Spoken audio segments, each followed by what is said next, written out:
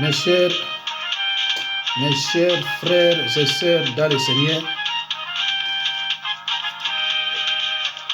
mbote na bino partout bozali, bino muto bozali déterminé pour na kolanda makambo na Nzambe.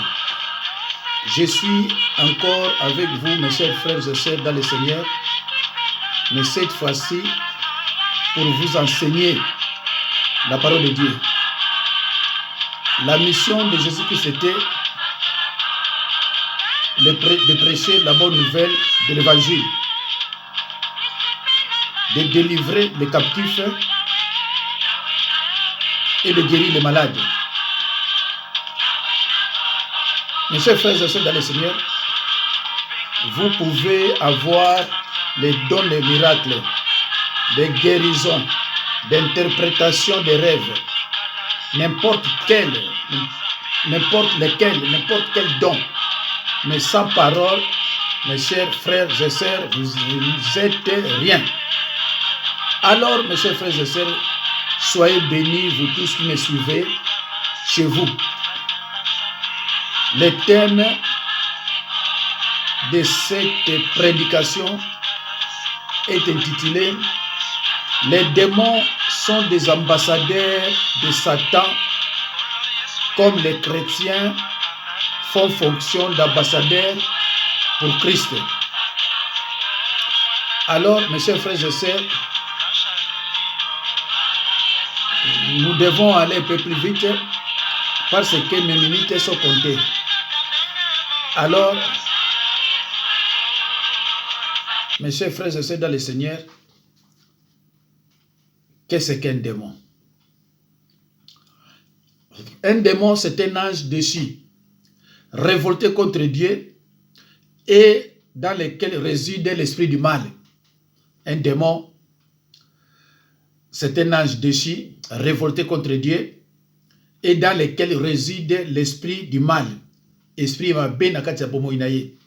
Frères et sœurs en Christ, Jésus-Christ parle des démons, des êtres spirituels hostiles à Dieu et aux humains. Des êtres spirituels hostiles à Dieu et aux humains. Belzéboul et leur chef. Mokonzi na bango babe yankaye kombo ya Belzéboul. Mokonzi nyonso ba démon oya komandaka bango apesa bango ba ordre. Kombo na ye Belzéboul. Comme ndenge boyebinga. De toute façon, il y a des gens qui m'appellent, mais c'est le verset. Donc, verset que vous avez noté. Donc, il y a Marc 3, 22 à 23. Bon, faut que la Bible vous allez. Bon, vous avez Marc 3, 22 à 23. Mais bon, notez les sous dans Matthieu 9, 34, Luc 11, 15, Jean 8, 48. Alors, vous avez Marc 3, 22 à 23. J'ai le nom de Jésus-Christ. Et les scribes qui étaient descendus de Jérusalem dirent, il est possédé de Belzéboul. C'est par le prince des démons qu'il chasse les démons. Jésus les appela et leur dit sous forme de parabole. Mais comment Satan peut-il chasser Satan? Balakisi mibeko oyo bautaki na Jérusalem. Balobi na bato Belzéboul mokonzi ya milimo mabe. À côté lié, ezali ye moto apesi ye nguya ya kobengana milimo mabe. 23. Bongo Yesu abengi bango pe atuni bango. Ndenge nini Satana akoki kobengana moto oyo ya ye? Ndeko, Satan peut-il chasser Satan? Yo kendeki ozana milimo mabe. Bazo tungisa yo, olala kate, omona naza toujours na kini, namona naza toujours boye. Parce que pese ki bango laisser passer ba kotra kata nzoto na yo. Yo siko yo po bango ba kende, oke ko luka nganga. Nganga zala ni serviteur ya Satana. Alors Jésus qui sazo tuna, mais ndenge nini Satana akoko benga na mutu oya ye. Parce que démon na zana kati na yo, aza ya Satana. Yo ke pa nganga benga na ye. Mais là, on est les scribes, scribes sont nani? Scribes sont docteurs juifs spécialistes des Écritures. Ils sont les transmetteurs et les défenseurs de la tradition orale. Bandekolongai, bascribe baza bato dans la théologie. Babenga ba docteur de la loi. Neti docteur Nicodème. Bato yo batangi di loba. Mais bazo comme Jésus-Christ va oh, mais nini muto yo vraiment doté de beaucoup d'intelligence et sagesse. Mais attends mon bato mo pamba ba pécheur ba nini batangi te. Frères et sœurs en Christ. Les évangiles contiennent de nombreuses références à des personnes possédées par des démons. Cette possession a différents effets. L'un est muet, Luc 11, 14. L'autre souffre d'épilepsie, Marc 9, 17. Un autre vit nu au milieu des tombes, Luc 28, 27. Mes chers frères et sœurs, dans le Seigneur, Lelo est samedi.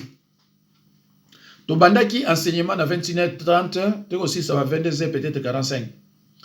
Alors moli mosa tesolo bananga ki te, lukola opesi yango na bana na Nzambe, o balandi enseignement. Sala nyonso o kabola ngo monde atier. Po bato États-Unis, ya France, ya Afrique, partout baye ba mate ya oyo, baye ba ambassadeur azali nani. Démon az ambassadeur ya Satana. Mais Bible le biso. Moi, Nzambe pe azali ambassadeur ya Jésus-Christ. Alors, totala ambassadeur azanani. Bandeko, boye ba ministre ngi zaka compter, nazo kende mbangu, mais bon landaka nga vraiment de près. Voilà, bien-aimés en Christ. Les démons de haut rang sont à l'œuvre dans le deuxième ciel. Les démons de rang inférieur infiltrent notre habitat terrestre. Bandeko oto bundaka nango awa o bakota na bazito bato awa eza ba démon ya ramoko inférieur mais ba démon penza ya oran ba vandi na deuxième ciel bango ndem to pesa ba ordre. Ils sont dirigés par les démons haut placés à partir du deuxième ciel, ce que l'apôtre Paul énumère comme les dénominations, les autorités, les princes de ce monde de ténèbres et les esprits méchants dans les lieux célestes. Ephésiens 6, 12. Ephésiens 6, 12. Tout ça, mais pourvu que bino na bandaku, bozala na ba Bible, bo landaka. Parce que ma verset on a zo pesaka, so bo landira beaucoup na sina pesi yango explication. Ndeko nanga mwana Nzambe, sans liloba, osa rien. C'est pour cela que Jésus-Christ disait toujours, ceux qui sont mes frères et sœurs, ce sont ceux qui écoutent la parole de Dieu et qui la mettent en pratique. Ndeko, sokoza liloba, mutako sa zate. Tande ba fingi Jésus-Christ kuna kazana ndoki. Ezali Belzebul oyo mokonzi ya milimo mabe, ezana kati na ye, yende mutu azako sala kabenga na ba démon. Donc ndeko nangai, tangu yo zali mosel na Nzambe puissant, tangu yo zali ko délivrer batu, bakondima yo atamukete. Baba no lobake, ozako délivrer bango na milimo ya Belzebul. Ya mwana Yesu Masi ya tuni bango, mais comment? Est-ce que Satan peut-il chasser Satan? Ndeko nangai, je ne me vante pas. Mais dans le bas qui sont qui osera ndeko na yo alinga liloba na Nzambe, loba na liloba onga na teyaka. Loba na ye alanda liloba onga na teyaka, au comprendre belé. Semaine oyo ba mama nyonso basenga ki nazo kisana mateya ya mvutma, oyo bato ya milimo wa mbindo ba boma ki yango po bana na Nzambe comprendre te, soki d'ici dimanche ezate na kosala nyonso poto ko avant dimanche okuna ebima. Alors bien aimé en Christ, les démons cherchent à entrer dans les personnes pour plusieurs raisons. Probablement parce qu'en premier lieu, ils cherchent à détruire les temples de Dieu. Ndeko nangai, ce qui to tangimba na 1 Corinthiens, na 1 Corinthiens 3, 16. Tokotala kuna so bazolo banini bandeko. 1 Corinthiens 3, 16. Tout à moi entambam. 3, 16. Ne savez-vous pas que vous êtes le temple de Dieu et que l'Esprit de Dieu habite en vous? Yoga Bible ninge lobi. C'est pour cela démon asalaka nyonso akota na kati ya nzoto na yo. Soki akoti na kati ya nzoto na yo, yende abana ko détruire. Abana pesa ko milimo mabe, ya ko fingaka bana nzambe, ya ko tongaka, ya ko salaka mabe, ye ava na kati. Aza ko mema yo, okono se retrouver na Kinshasa, ozo lamba kuna, okine ko tamula kuna, osokola na ba fleuve, yende mutako sala makamu nyonso na kati ya nzoto na yo. Donc souci na ye a détruire temple de Dieu. Temple de Dieu eza nini? Eza motema na yo oyo nzoto na yo na kati. 1 Corinthiens 3, 16. Mais une autre raison que l'on peut tomber, que l'on peut donner, c'est que c'est un plaisir pour eux d'être revêtus d'une enveloppe de chair, ayant pour objectif de prendre le contrôle et de conquérir. Leur but est de distraire l'attention des humains et de les entraver. Ndeko, po ye azana nzoto te. Yango na zaka na plaisir ya kokota na nzoto ya mutu. Yango na ba musuna banda kuna ba la komona moni on dirait mutu avandi awa kasi yete. Alati nzoto na yo. Akozwa nzoto na yo ndeko na ngai ake ko loka na yango. Tango akino loka na yango ba moni elongi na yo. Batu oyo papa sanga ba réunion na bango na bazo mona elongi na yo. C'est aussi inconscient. Si vous pouvez comprendre, parce que yé à se revêtir à latin sotonayo, abani au kéron ba réunion, abani au kéron ba place belé. Est-ce que moi Nzambe, un chrétien, un croyant né de nouveau, est-ce qu'à cause d'un démon? A priori, en théorie, à cause d'un démon. Mais monde auto vivaka, o ils attaquent leur nyonso, ils ont tinda yo, ba tentation à leur nyonso. Et ça, quand tinda yo no koena péché, aux obligés aux en démon. C'est pour cela que nous avons un jour na te yango, est-ce qu'un chrétien a cause d'un démon? Ndeko nangai ba mateya eze belé pour nous fongola bana na nzambe miso. Mina kama ka bana na nzambe yo la bilo mawa. Tango nazotala ba mateya batu mususu ba komisi ba mateya on dirait ba ngo ba bimis ba star. Beaucoup makako sekaka na makamanzambe makamanzambe zambe lo basekaka na ngote makamanzambe il faut ote yango mwana nzambe soko afandi a comprendre ndeko ngaso na lekina likamuna nzambe soko landi tango kofanda ozwe loko o comprendre que na yoki mateya nyonso songa na tie yango soki yo landi yango o comprendre que nazwi mateya ya musala nzambe bana nzambe Baïba Moussa Nzambe na liloba. Ne loko mosusu te na liloba. Alors, mes chers frères et sœurs, par conséquent, ils mentent, provoquent des disputes et des divisions, séduisent, trompent, tourmentent, obligent hommes et femmes au péché. Ba péché musu yo bando sala kandiko ngai. Demo mutazo ko pousser nango. O mona okoma mutalo kuta ndeko, il faut bokeba kana famille so bozana mutu moko boye. Alors, la vérité. Bon, on a la vérité. Mais il faut akende na lokuta. So bon, on a famille, on a fait très attention. Demo wana akokota na nzoto na yo abandi ko tinda ona makamama be. Abandi ko tinda yo le msole ka mission o finga ka basala na nzambe. Talande ko makamama azo sala yo. Yo za mwana nzambe, oza croyant né de nouveau yo lo binde mwana. Mais oza koleka ko finga bato oyo nyonso tina famille obanga mutute démon oyo mutasa ndeko na frères et sœurs en Christ. Quand Jésus-Christ chassait les démons, il y avait de puissantes manifestations physiques. Les gens se trouvaient projetés à terre par les démons et ils criaient pour proclamer son autorité. Ndeko nangai bokotanga wana ndaku na Marc 3:11. Marc 3:11. Oh, dans la Bible lingala bongo batanga. Marc 3:11 et le Biboye. Les esprits impurs, quand ils les voyaient se prosterner devant lui et se crier, tu es le Fils de Dieu. Bafukami ba monikolo Yesu banyolo ba yo ozali mwana nzambe. Mes chers frères et sœurs, dans le Seigneur. Je suis chrétien. Je suis chrétien. Je suis ambassadeur de Christ. Alors, mes chers frères et sœurs, qu'est-ce qu'un ambassadeur? Deko, soko zolo na mateya, luka ko comprendre. Balobi démon as ambassadeur ya diable. Mais Bible lobi pe yope aux ambassadeurs ya Christ.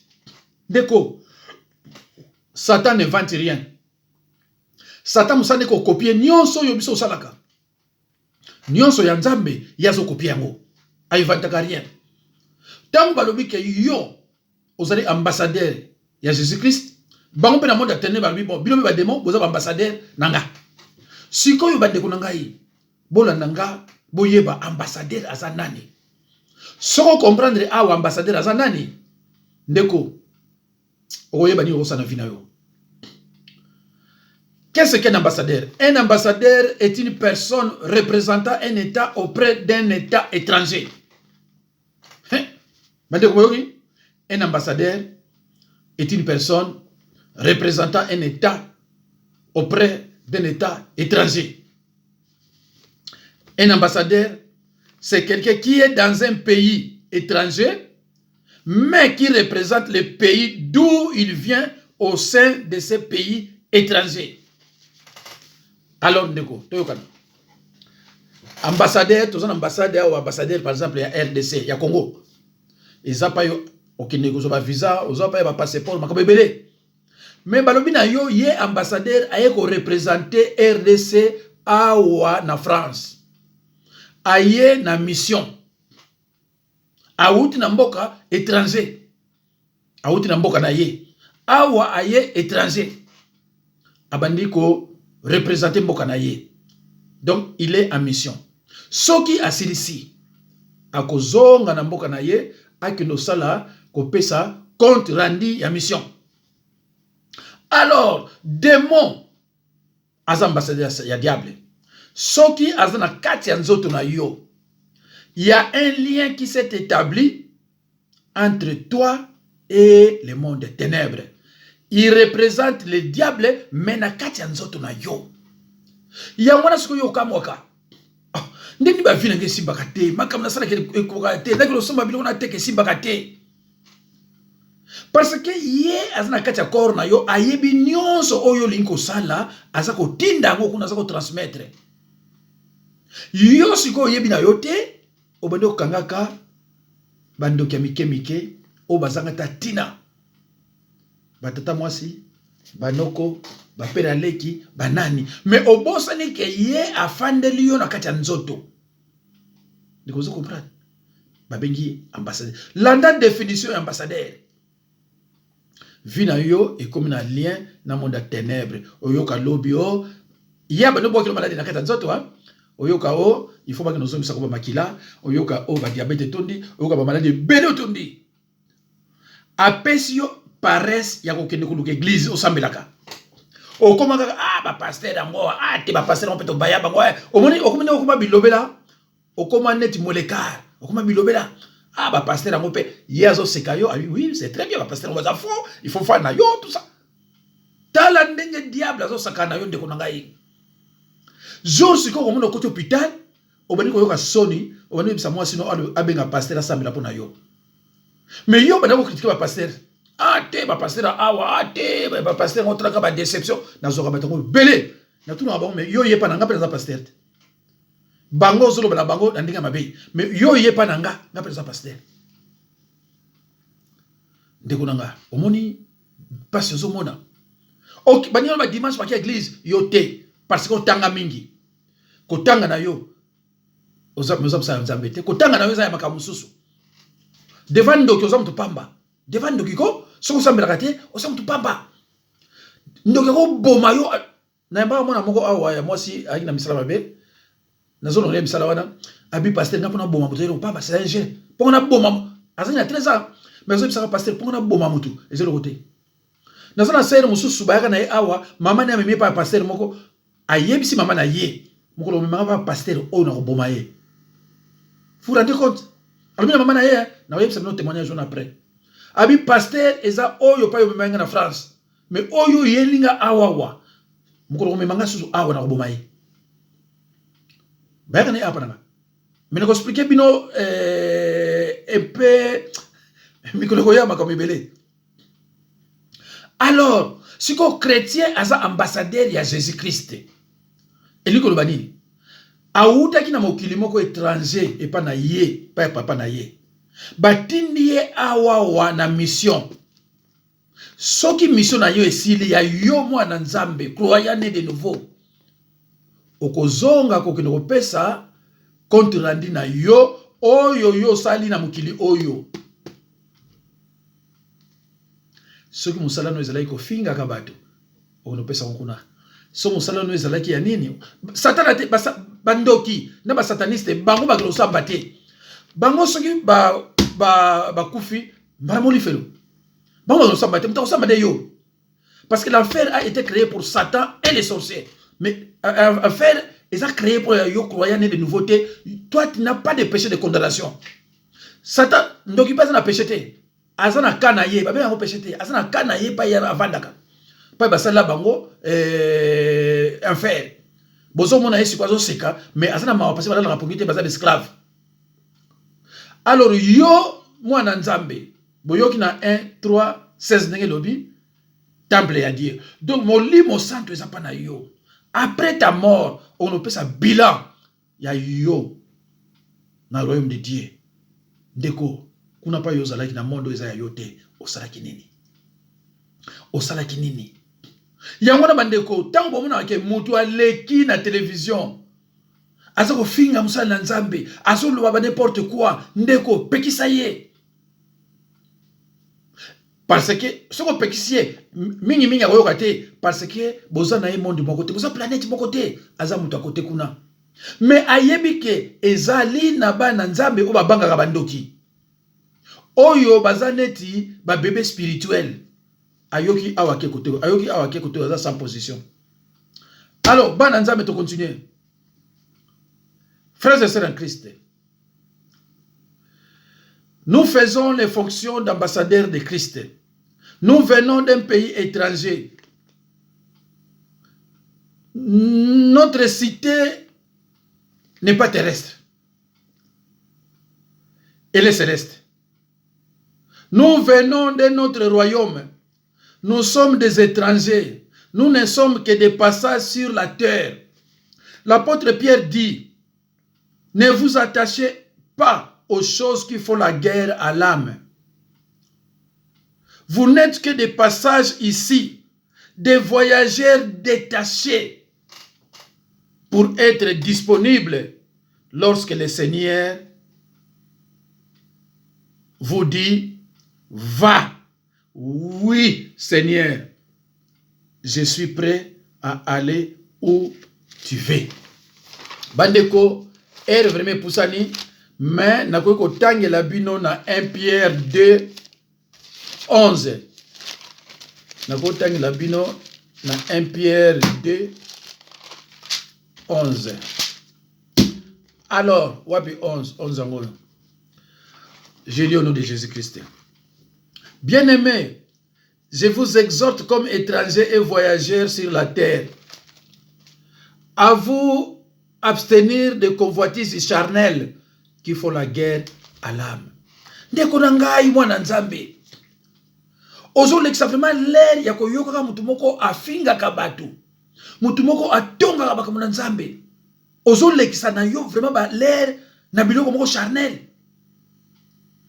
Ndeko okosa la péché de participation na bongisa biloko wana nyonso lo biso na kozwata na kotiela bino lo mosusu na kovoyager te parce que na boyebi ke je suis un pasteur missionnaire, j'ai un ministère itinérant na bimaka mingi. J'ai fermé les portes de l'église en 2014. Bato balandaka ba comprendre ba na bité so landaka. J'ai fermé les portes de l'église en 2014, en janvier 2014. Donc, je suis un pasteur itinérant. Pour na batunyo ce monde entier, balandaka liloba nanga, liloba nzambe à travers nga. Pena délivrera bango bamboka na mboka na musala ko voyager tout ça. Ba o ba la bien te. C'est pour cela bazo bundisanga mingi na bato misala babe. Alors frères et sœurs en Christ. Voici un exemple terre à terre, mais pouvons l'expliquer dans bien d'autres dimensions de notre vie, d'accord. Des exemples dans le même bureau, pardon, des employés dans le même bureau, oyo, témoignage oyo, na bombi yango pour makambo susu, parce que Jésus-Christ a dit, soyez mes témoins, et c'est là que tu dois faire. Alors, oyo isa na mate ya mususu, sinon tu es au côté de la mozindo. Frères et sœurs en Christ, vous, en tant qu'ambassadeur, c'est vous qui avez la responsabilité d'annoncer la bonne nouvelle de Jésus-Christ à tout le monde autour de vous. Bino mutu bozo na responsabilité ya ko panza liloba na nkolo na batu nyonso oyo baza pembe na yo tokotanga yango na Jean 15-16 na bandeli na lobi boye. Frères et sœurs en Christ, vous en tant qu'ambassadeurs, c'est vous qui avez la responsabilité d'annoncer la bonne nouvelle de Jésus-Christ à tout le monde autour de vous. Jean 15-16. Tout en regardant Jean 15-16. Alors, 16. Je lis au nom de Jésus-Christ. Ce n'est pas moi, non, ce n'est pas vous qui m'avez choisi, mais moi. Je vous ai choisi et je vous ai établi afin que vous alliez et que vous portiez du fruit et que votre fruit demeure, afin que ce que vous demanderez au Père à mon nom, il vous le donne. D'accord. Les témoins de Jéhovah va utiliser un verset biblique. Il y en a on a bassé na prêcher. Si vous ne le faites pas, vous péchez. Si vous ne le faites pas, vous péchez. Et c'est la moisi, et c'est la moubali. Vous avez le babo bimi. Yosu mona famille moko ezana souffrance. Famille moko bitumba na bitumba. Ko swana na ko swana. Kimi ezala kate yozana ni loba mwana nzambe. Zwa téléphone benga bango. Prêchez bango parole. Luka loko moko bien oyo yokaki.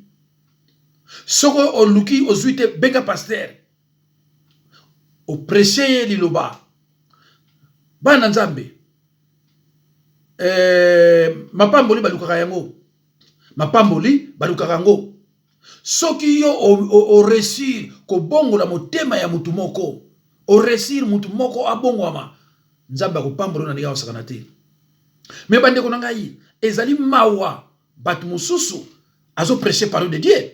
Mais azo prêcher parole de Dieu mais akoleka na YouTube pour ya ko finga musana nzambe. Après ce que ici, à qui vous prêchez parole de Dieu. Ah là là. Hein? Aïe, à ça, il faut témoignage pour nous na nzambe. Après la Bible, aïe ko prêcher yo, yope ozoko yoka mutuana. Alors, si vous ne le faites pas, vous péchez. Tout le temps, on a Matthieu 4, 18 à 20. Matthieu 4, 18 à 20.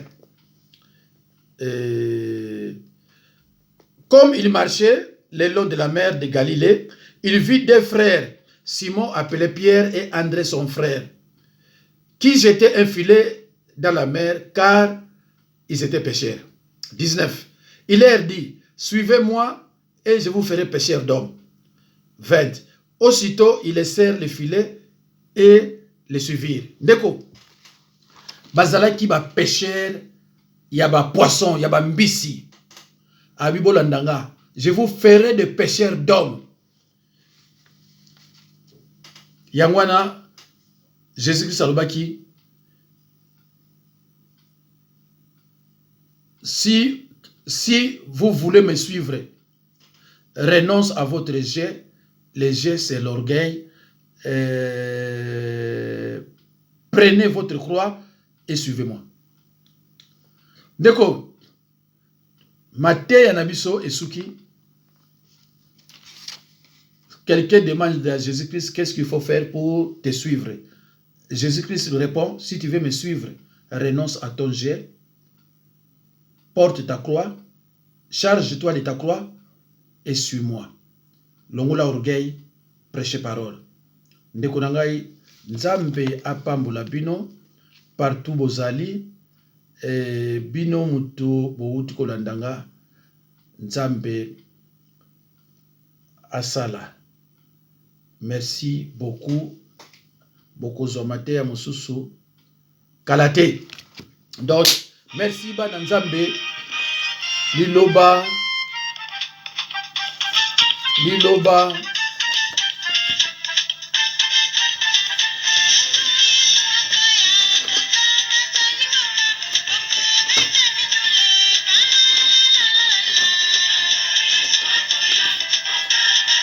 Mes chers frères et sœurs, prochainement, Soki Lobby, to dimanche, na tcheli bino longo mususu tema kuna Nzambe, dimanche kozanga te. Dimanche kozanga te. Nzambe bolamu epolaka te. Thème o ezoya prochainement. Bolamu epolaka te. Ko regretaka te. Soko sala mutu bolamu. Ko regreta yango te. Nzambe akopambola yo. Soko apamboli yo te, akopambola bana à travers bolamu na yo. Nzambe azo lokumu.